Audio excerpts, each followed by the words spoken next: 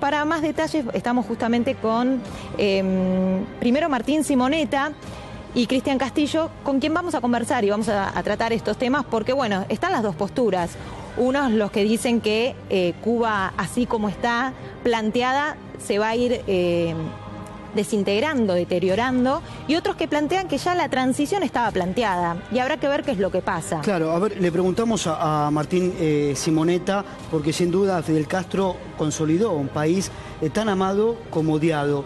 ¿Vos crees que Fidel Castro liberó al pueblo de Cuba de la opresión norteamericana o fue un dictador? Bueno, digamos que fue Cuba por 6 décadas, no tuvo democracia en primer lugar, ¿no? En el sentido como la concebimos actualmente, con lo cual el primer punto es que Fidel fue un líder no democrático, ¿no? Con todas las implicancias que esto conlleva. Por otro lado, yo tuve la oportunidad de viajar 3 veces a Cuba para hacer estudios y demás, y hay un contraste terrible entre la extrema pobreza que uno ve, pero mucho peor que la de Argentina en su peor momento, y las estadísticas oficiales, con lo cual los famosos números de la educación y la salud y demás que uno puede ver, contrastan por completo con lo que uno ve en la calle, personas de 50 kilos, hombres de 50 kilos, uno pesa 80, 90 kilos, mal alimentados, la prostitución por todos lados, lo que ellos llaman jineteras, y jineteros que son hombres que quieren hacerle de guía al turista. Uno no se puede sentar en un bar porque en el bar se viene toda la gente a tratar de comer algo.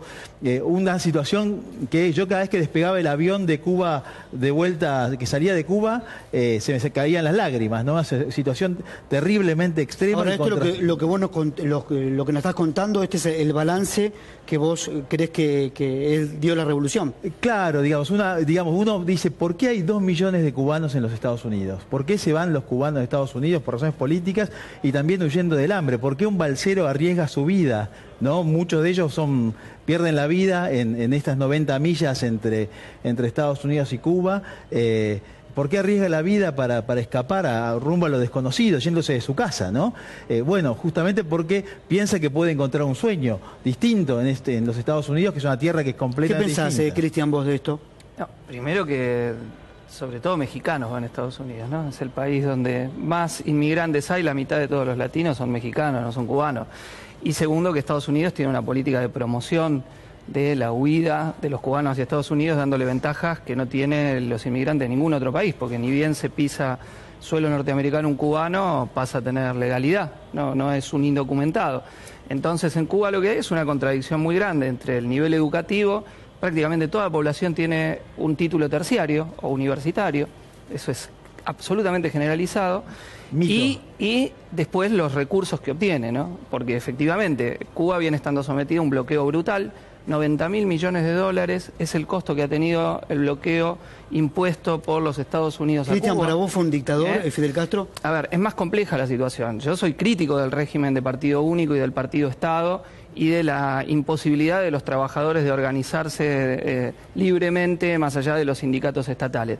Pero eso no quita no partir de que Cuba logró las conquistas más grandes de un proceso revolucionario en Latinoamérica, con la escasez de recursos que Cuba tiene, y la otra mirada es Haití.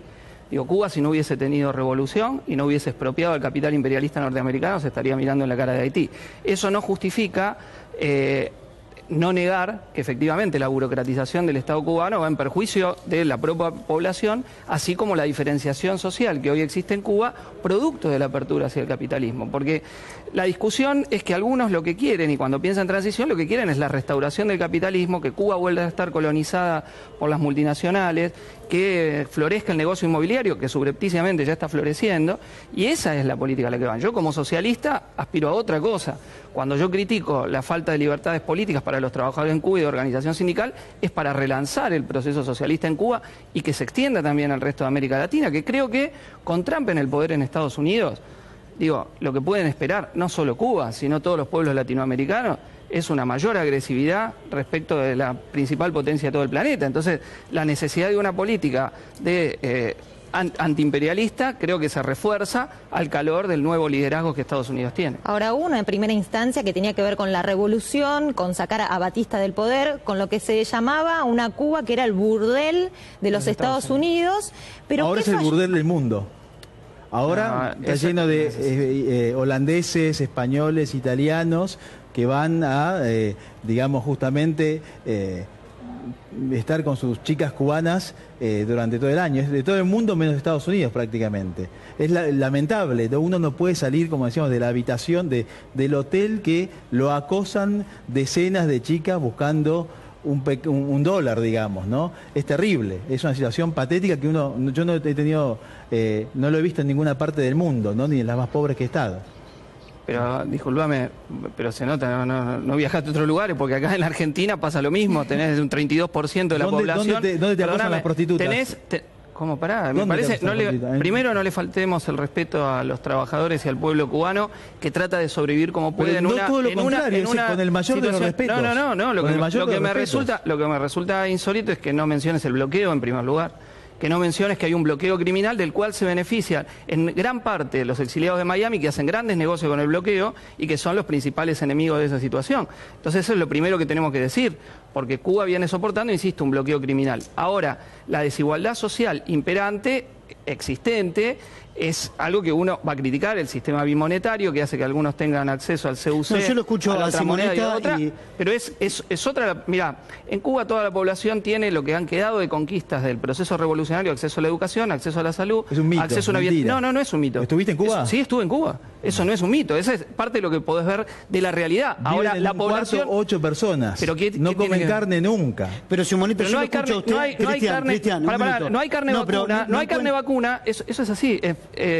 No hay ganado vacuno, se come carne de cerdo. Pero carne en general, digamos, así. no carne de vacuna solamente, ¿eh? Sí, perdón. Sí, ¿vos conocés Haití? Sí. ¿Y que viven mejor que en Cuba? Bueno, pero Haití es el país más pobre del mundo. Y sus recursos económicos son similares a los cubanos. ¿Por qué Cuba puede tener... Cuba antes y Cuba ahora. ¿Cómo? Y te lo comparo. En Cuba el analfabetismo era altísimo y actualmente tenés toda la población... Era uno de los países más ricos de América Latina por habitante. No, eso es mentira. Eso es lo que dicen los gusanos cubanos. Eso es lo que dicen los gusanos cubanos. 4.000 terratenientes de Cuba tenían toda la tierra antes de la revolución. El analfabetismo se erradicó y toda la población tiene acceso a la educación terciaria. Y el índice de de mortalidad infantil es el segundo del continente, con infinidad menor de recursos de lo que tiene cualquier otro país. Si vos implementarías en Argentina, si vos implementarías en Argentina el sistema de salud cubano preventivo, efectivamente la mayoría de los padecimientos que tiene la población no estarían. Ahora, es un mito. No es un mito, eso es parte de la realidad, lo comprobás hablando con cualquier cubano que hable, hasta con los críticos respecto del problema de las libertades políticas. Pero lo ves hablando con la propia población que te lo reivindica. La población cubana que critica al régimen, mirá, con decenas que vos hablás, la crítica que se le hace al régimen por la falta de libertades políticas, que es bastante generalizada en toda Cuba, no es respecto a lo que ellos consideran que son sus logros y sus conquistas, como es la salud y la educación. Y esos logros y conquistas es lo que está amenazado por el intento de penetración del capital imperialista. Déjame preguntarle a Simoneta, usted nos hizo una descripción y nos marcó todos los puntos malos, negativos de Cuba, de la isla. ¿Encuentra algo positivo? Absolutamente, bueno, tiene un potencial impresionante, es una isla hermosa, la gente es increíble, digamos, una isla que con un poco de calidad institucional podría prosperar a límites insospechados, ¿no? Con lo cual la calidad de los recursos humanos, el potencial es infinito, ¿no? Pero lo que sí es muy claro que no hay democracia, no hay instituciones. Un dato clave... ¿Pero la salida es vincularse comercialmente con Estados Unidos para usted? Es integrarse al mundo como se vincula cualquier país, al mundo de Trump, por ejemplo, europeo, más allá de que gobiernen socialdemócratas. ¿Al mundo de Trump? ¿A qué mundo? ¿Al de Trump?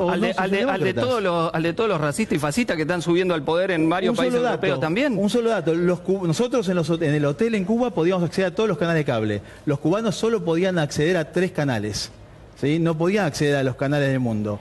¿Cómo se llama eso? ¿Cómo se llama eso? Hay una restricción clara del acceso a la información. Acceso a Internet, nosotros tenemos, pensemos como pensemos, tenemos acceso a Internet. No tenían acceso a Internet, no tenían derecho a tener correo electrónico. ¿Cómo se llama eso? Ahora, Cristian, una pregunta. Entendemos este proceso de Fidel Castro como una revolución que obviamente marcó toda Latinoamérica. Entendemos que lo que querían hacer era liberarse de Batista, de esa situación que se estaba viviendo en Cuba.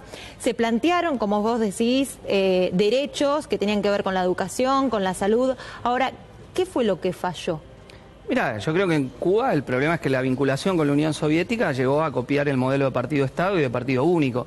Y entonces, en ese sentido, la propia organización económica dentro de Cuba, al revés de lo que quería el Che Guevara, que como secretario de Industria planteaba la diversificación de la organización de la producción económica, estuvo centrada en el monocultivo del azúcar. Cuando eso cayó y se desmoronó la ayuda soviética, se produjo un salto en la propia crisis cubana. Y además, insisto, la concepción copiada del régimen de partido único fue en detrimento de un conjunto de la libertad de la organización sindical, de los partidos, no de los contrarrevolucionarios, digo, de los propios que defendían las conquistas de la propia revolución. Entonces, nunca hubo un sistema de democracia de los trabajadores, por decirlo de algún modo, como el que hubo en los primeros años de la Revolución Rusa con los soviets y los consejos obreros. Entonces eso vos no lo tuviste en Cuba. Fue copiado el modelo del Partido Ejército y del Partido Estado. Y eso es lo que ha detentado en una situación después crítica, y también que ahora, cuando se hace la apertura y una parte de la población se ve beneficiada por el acceso al CUC, la moneda después que se equipara con el dólar, y otra parte no, bueno, esa situación no es debatida y liberada democráticamente como... Para ir cerrando, quiero preguntarles si Fidel Castro fue un hombre más de acción que de pensamiento, si fue un hombre más estratega que teórico. Una palabra, un resumen de los dos sobre Fidel Castro. Sí, sin duda fue una persona clave en el contexto de lo que fue la Guerra Fría Estados Unidos-Unión Soviética, jugó un rol clave, fue una piedra en el zapato de los Estados Unidos, en el patio trasero, y supo desarrollar su rol en ese sentido, pero para eso, desde mi perspectiva, no respetó la democracia, las instituciones, los derechos de las personas. Cristian. No, yo creo que fue un gran líder antiimperialista de América Latina. 600 intentos de asesinato por parte de Estados Unidos lo dejan claro, pero digo, hay que, desde mi punto de vista como socialista, la idea de que después de la conquista del poder hay que mantener un régimen de partido único y no una mayor democracia para los trabajadores es una posición errada. Es decir, el socialismo implicaría un salto en la libertad para el conjunto de la población, muy distinta del verso liberal de que la libertad es solo para los propietarios. El socialismo implicaría la libertad de decidir sobre qué hacer con la economía y la política por parte de los propios trabajadores, y eso es a lo que tenemos que aspirar.